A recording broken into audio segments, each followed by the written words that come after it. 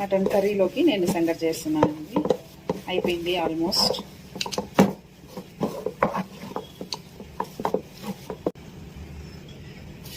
నేను ఇక్కడ సంగటిని ముద్దగా చేయడం కోసం మీకు ఒక టిప్ చూపిస్తున్నానండి. ఒక గిన్నె తీసుకొని దాంట్లో కొంచెం నీళ్లు వేసుకోవాలి. ఉరికే నీళ్లు అంటే గిన్నె తడుపుకొని తర్వాత ఇవి పారబోసేసేయాలి. ఇప్పుడు దీంట్లో మనం సంగటి వేసుకోవాలి.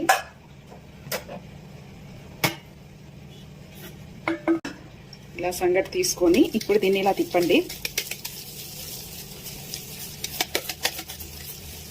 సరే, మంచిగా రౌండ్గా వచ్చేస్తుంది. మనం కష్టపడకుండా చెయ్యి కాల్చుకోకుండా ఈజీగా చేసుకోవచ్చు.